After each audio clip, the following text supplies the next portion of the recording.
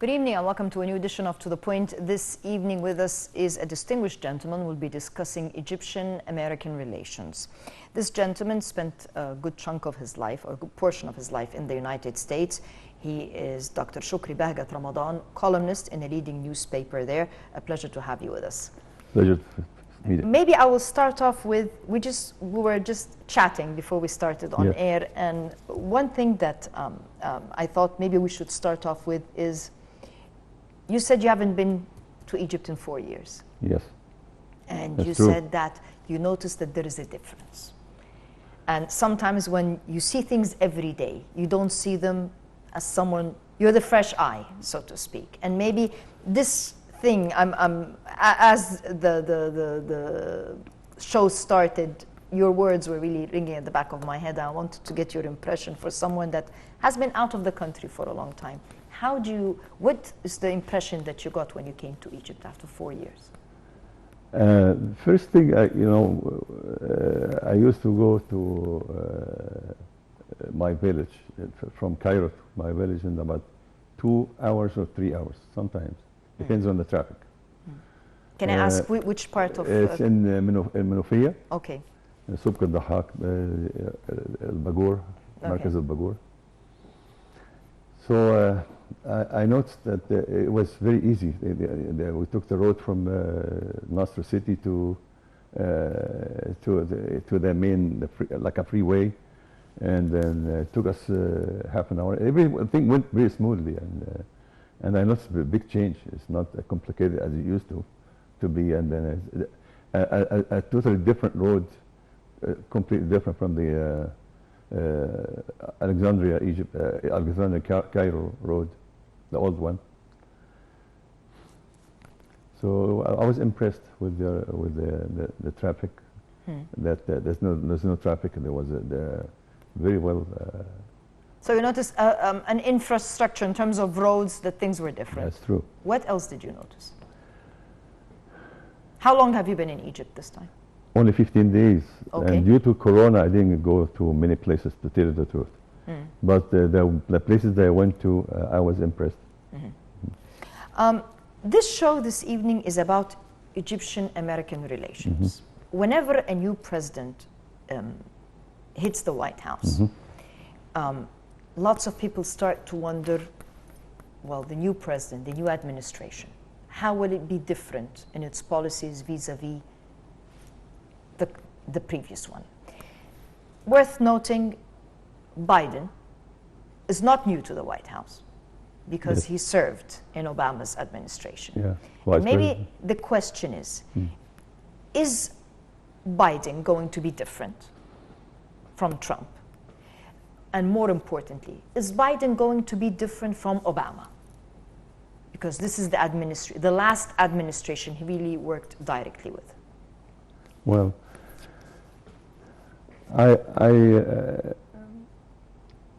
since I've been to the United States since the Reagan times. Yes. So I observed these debates, especially here in our country, in the Middle East, about who's going to win the presidency and how the relation is going to be different from the previous president. But I didn't see a big difference at all from Reagan until now. Passing through all these presidents, it's all almost the same, just different approach to the same policy. And so actually we were debating who is better, and then Trump is better than Biden or not. There is another thing. There is a Zionist lobby in America, as you know, and despite of what Trump have done for Israel, moving to recognizing Jerusalem as a capital, recognizing Golan Heights to be a part of Israel, and cutting the aid, the American aid to the Palestinians, and all that stuff. He should be appreciated to them, and then they should vote for him or contribute to his You winning. expected the re-election of Trump into office because of his expected policy? that, yeah, everybody expected that. Yes. But they are very intelligent. They gave you a chance, they gave the president a chance to do his best to serve Israel. Yes. And then put a bid on the other one, a new one, who can, because they're competing. Who is going to be serving Israel more? Yes. So that's what's happening. It's competition, how to serve that Zionist state more than the other one. As I was saying, do you expect policies vis-a-vis, for example, do you expect Egyptian-American relations to differ under the Biden administration? The American-Egyptian relationship has been very stable, especially the last 30 to 40 years. There hasn't been much change. There are some ups and downs and some differences, but we had always kept that relationship in a good shape and very skillfully and very professionally done in a way that to keep a framework of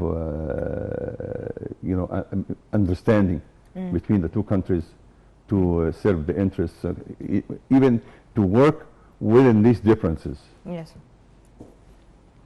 So regardless of the daily details of the Egyptian-American relationship, but it's almost the same. It's not going to be a big difference.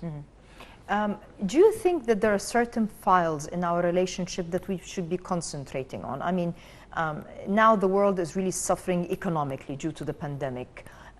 Do you think there are certain areas of cooperation? Egypt is a leading country in this region. The United States, the superpower. There are lots of expectations from both countries to not only serve their own interests, but to even serve the interests of the region, for example. Right. Yes. The difference here between now and the past, let's say 10 years ago, or from the time Mubarak time, that Egypt is different under different leadership. That's the difference. So these are big challenges. There was, and then there is still big challenges facing the government here in Egypt, but it's not the same. The influence, the Egyptian influence in the region, is getting better and getting more influence and stronger. It's regaining its position again. Regaining its position again. Yes. So with this happening, and I expect even if something happens in Ethiopia, I don't know what's going to happen, but we expect something major going to happen in there to stop the Ethiopian from doing what they're trying to do to hurt Egypt. It's not going to happen. The President Sisi draw the line, the red line, in Libya and then in Ethiopia, and he's very serious in what he's saying. And there's no chance. So if it's not going to happen, he's going to act right away. It's action, it's not words. See, this is the difference. We're dealing with actions, not with words. And if this happens, if they solve the problem with Ethiopia, it would be a big move for Egypt. But there's another thing along with that. Sudan, there's a big competition in this area, in the African Horn, that between the United States, China. Now China is in the picture because they have a military base in Djibouti. Yes. And that's the first one in this area. So, and then the Soviet Union, I'm sorry, Russia. So Russia is now working on the Port Sudan, the port, military base, and that's it's going to be a huge thing in the area, big competition. So China and Russia from one side and the United States from the other side. I think there's going to be a shift in power happening soon. Yes. We're expecting that. And that will have its influence in the area. Shift eastward. Is that what you're saying? Yes. That's more towards the east. Yes. You raised the issue of the Zionist lobby. Whenever that comes to mind, I always ask myself, what about the Arab lobby? As someone who's lived in the States for quite some time, we're always saying the Arab lobby, the Arab lobby, the Arab lobby. How far has the Arab lobby progressed? How far has the Arab rank and file united in a joint cause, which is basically to serve this part of the world? Well, Egypt started to have Egyptian lobby in the United States. Okay. And an Egyptian lobby. Egyptian. Okay. And but we're talking about Saudi Arabia, United Emirates. I think we should have Arab lobby, more Arabic lobby than more than the Egyptian lobby or on individual for each country. It will be stronger. I wish that they can do that. When we talk about the Egyptian lobby, there are generations far removed that are living in the United States. And one of the things that this country aims at achieving is a sense,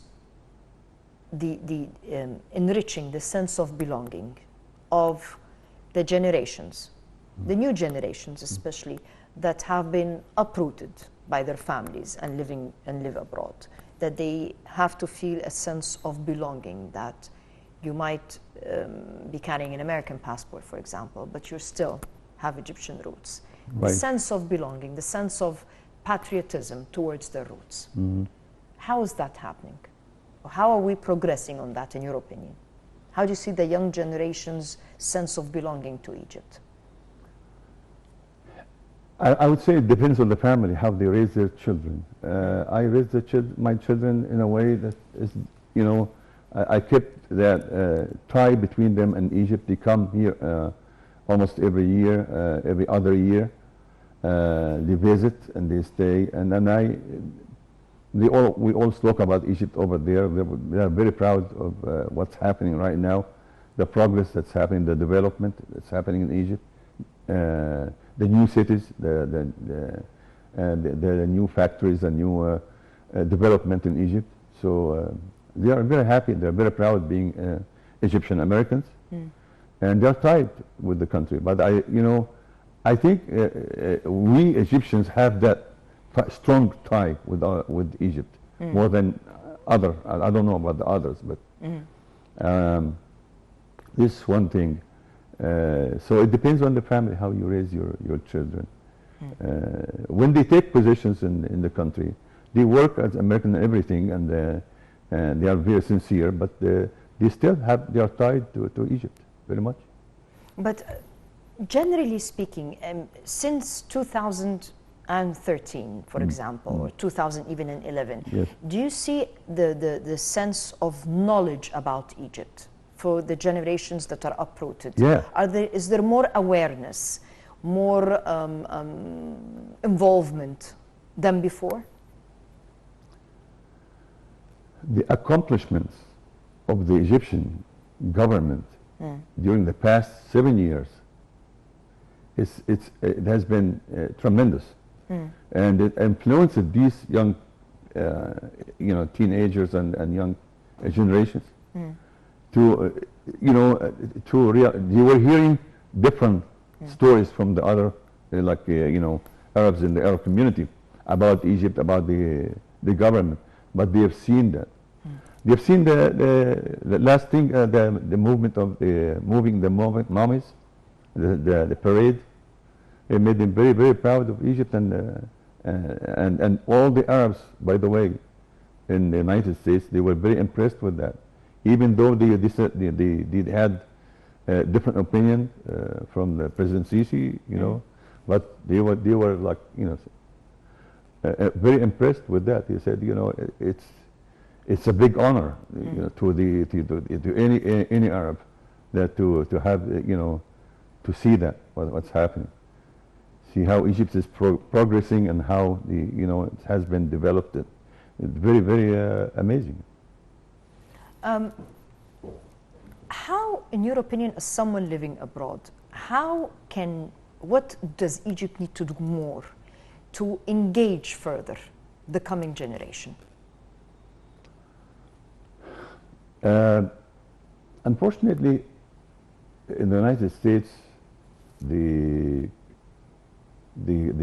Arab community attached mostly to the mosques, and the mosques are influenced by the Muslim Brotherhood. Mm-hmm. That's a negative influence. You have a negative influence on the young generations. Mm. But now, like I said, with the news coming out and the progress that they see in Egypt, the changes and the relationship between, like Tunis, the Tunisian president when he came to Egypt, yes, it made a big difference. You know, it convinces these generations that we are on the right track.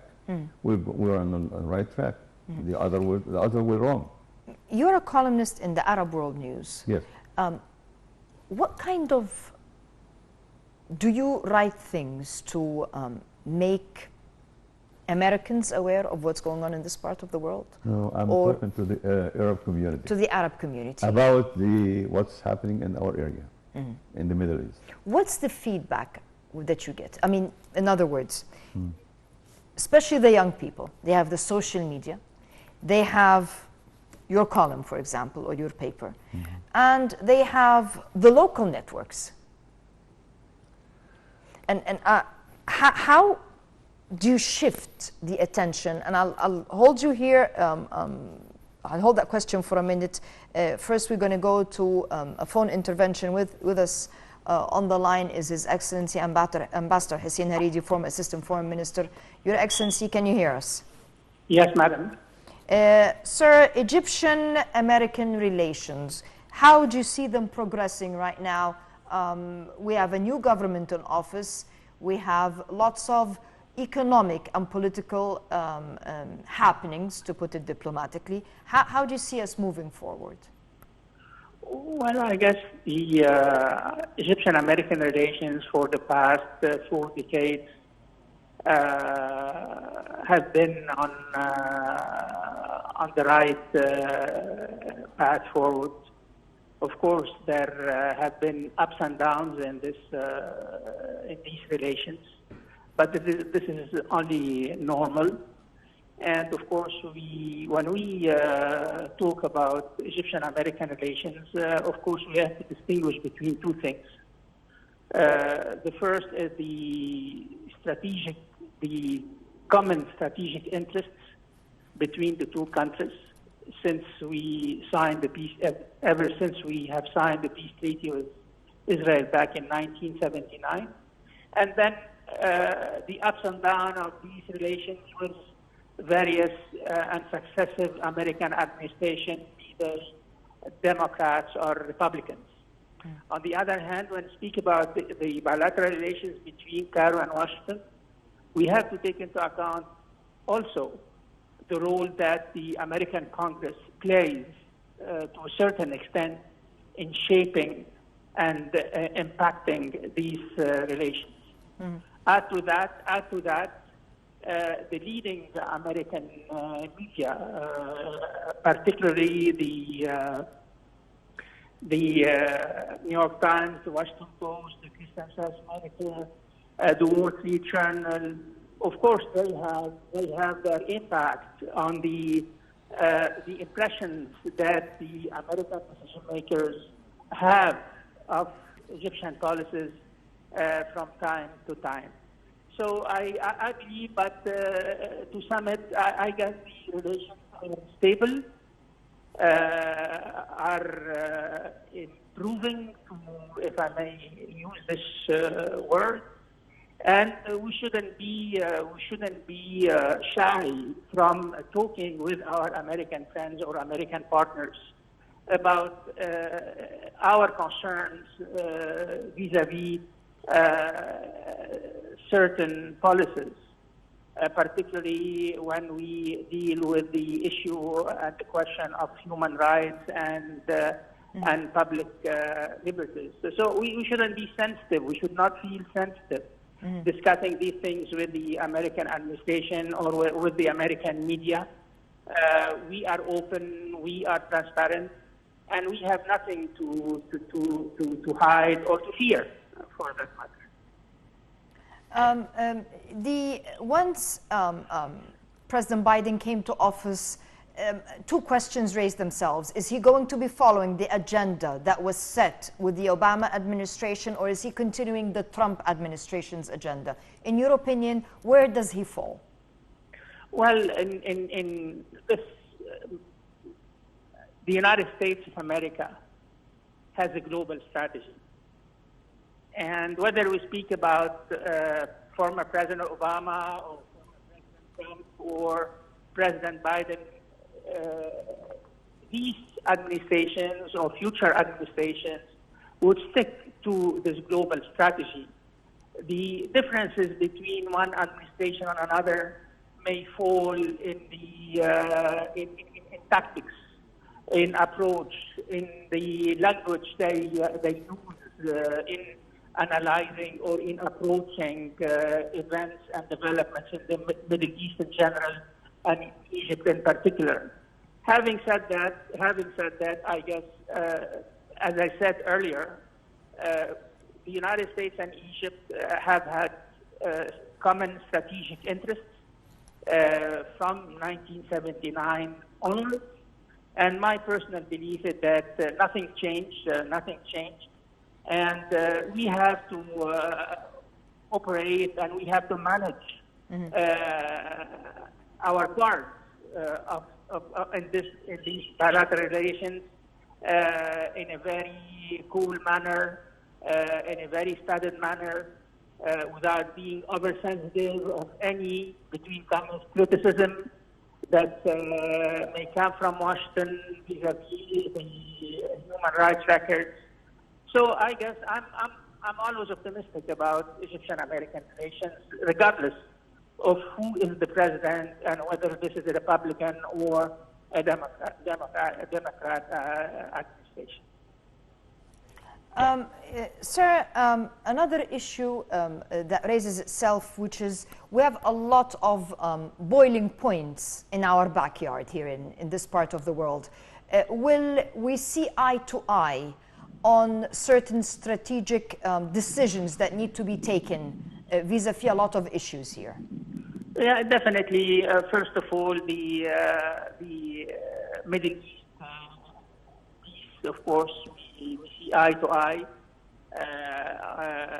Luckily, the Biden administration has revived the two-state solution once again, and we are fortunate in this regard.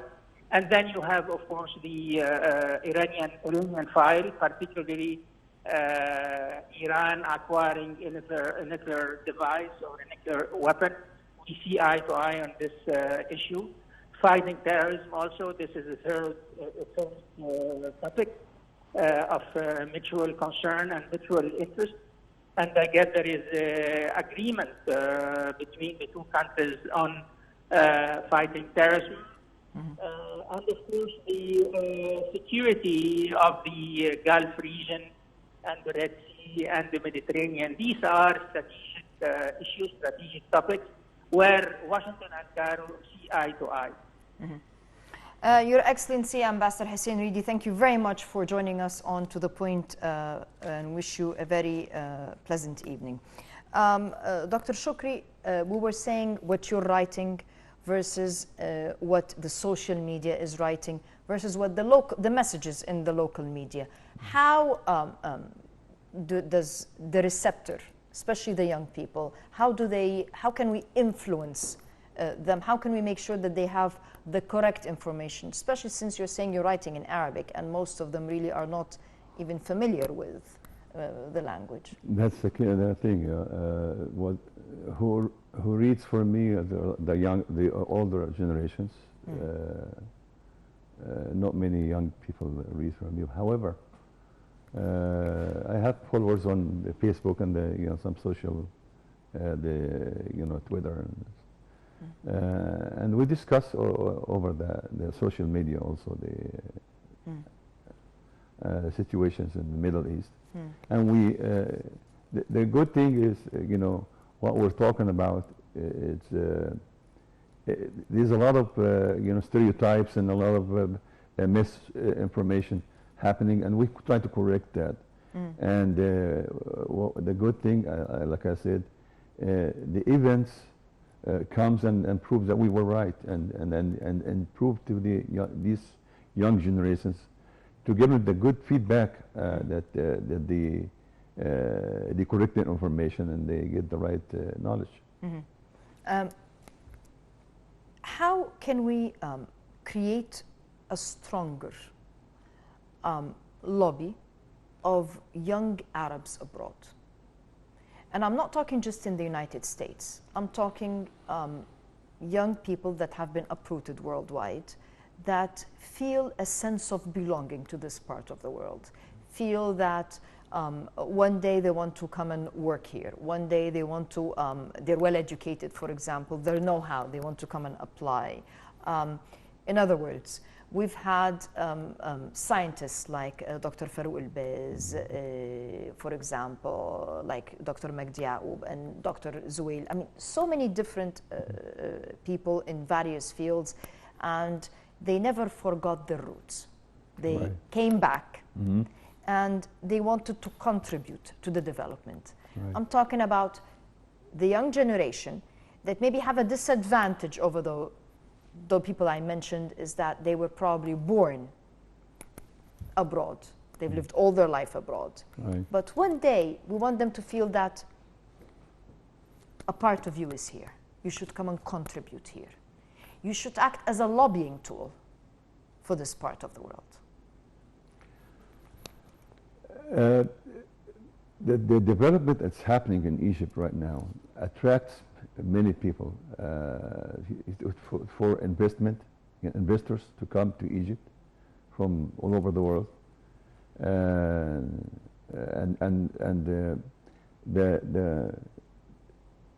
by the time the progress happening and the influence of Egypt becomes bigger and bigger, I think this, draw the attention to Egypt as a place for opportunity for young people to come to Egypt as they used to in the past. Remember, at certain times there were people coming from Italy to work in Egypt and Greece and all the, other countries, because there were a lot of opportunities happening in Egypt, development. Happening, tremendous development happening here, and then I believe that this is going to happen in the future. And we are working on this, and like I said, I draw the example of the mommy, the movement of the mummies to the new place, and it really attracted many people. From all over the world, and made our youth very proud of their country. Proud enough to feel that what they saw on the TV screens, they want to come and see in person. It was real. It wasn't fake. This is real scenes, and they were very impressed. It's like a Hollywood. It was very professionally done. You've seen the modern face of Egypt, not only the ancient face. So it was very impressive and promising. How we have with us on the phone Dr.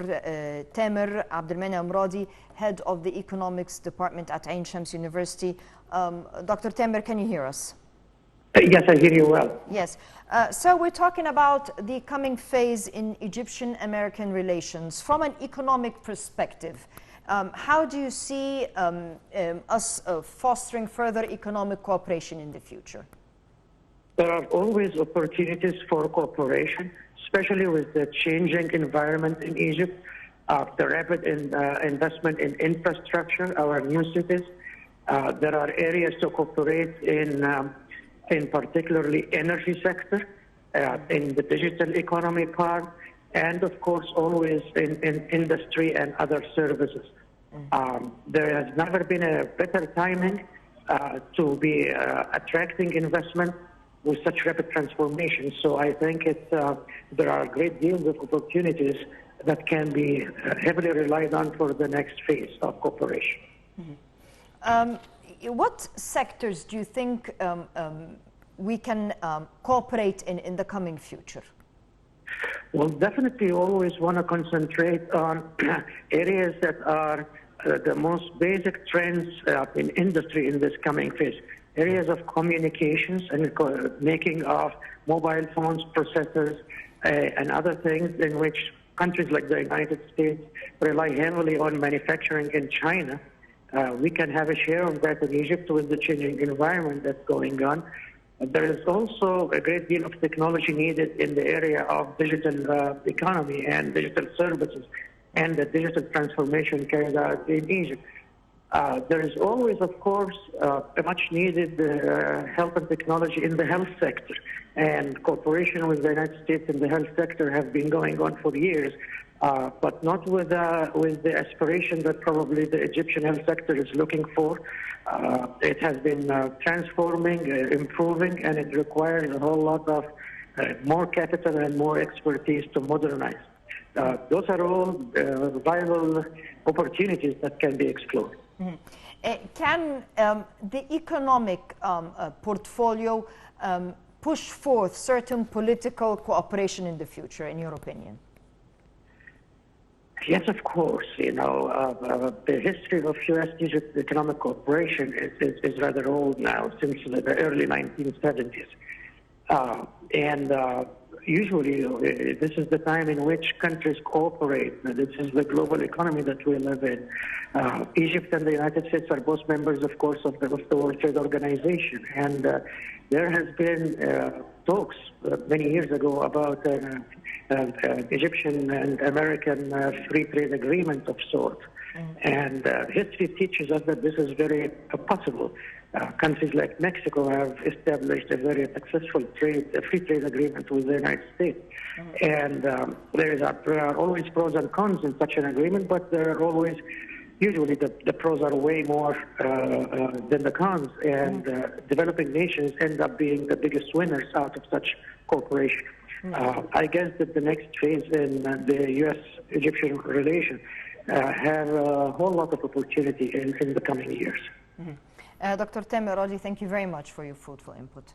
Dr. Shukri, one of the issues that we also want to address, and that is in the past, there were lots of stereotypes about this part of the world, about Egypt, about Islam, and so forth and so on.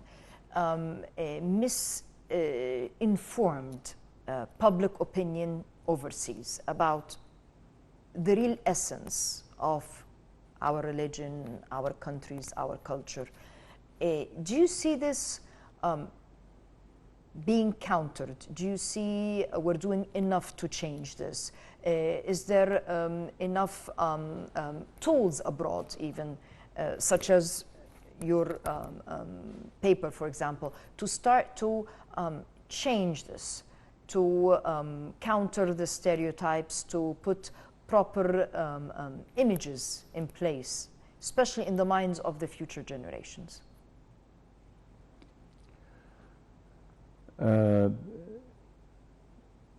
It's not going to be by talking or by newspapers and columns, written columns. It would be more like actions. What I mean by actions is like we in Egypt especially I'm talking about Egypt. We have real peace between the people in Egypt and we don't have these problems that we hear about in other countries. Thank God that we don't have that. As far as the religion and differences and but also the media has a big part in this, and the local, talking about the local media and the media that we take to the world. Like this, we need to talk to the people in the world with their languages, English, French, and the other languages, so we can they can realize that what's happening actually. The facts, not the stereotypes. Yes. And also try to face the stereotypes that's coming from the other side, even from the Egyptians that belong to the Muslim Brotherhood and the other Arabs that belong to that terrorist group. So the unfortunately they are one big part of that problem. Yes. Yes. So they're talking about the human rights, like the terrorist rights, as if the victims of the terrorism they don't have no rights. So the people, the average layman in the United States, for example, is he aware of the two different rights? Is he seeing what those terrorist groups are doing in our part of the world? Not just in our part of the world, I mean worldwide, but is he or she aware of the magnitude of the hatred, the aggression that innocent people are being subdued to by those people, by those organizations, or by those ideologies? They planted the seed over there that any terrorist act happens, if any event happens, they always accuse the so-called Islamists. So it goes like that automatically. So they have that planted in their mind, unfortunately. We need to change this mind, not from them. They act according to what they receive from the media. Yes. But our media, what's the role of our media here? To send the messages across overseas. Yes. To tell them, that's not right. To give them the truth, give them the facts. So that's, we need to work from here on that. Dr. Shukri Ramadan, thank you very much for joining us this evening. Our time is up. I'd like to thank you, the viewers, for joining for your time this evening. Wishing you a very pleasant evening and good night. Thank you so much. Thank you.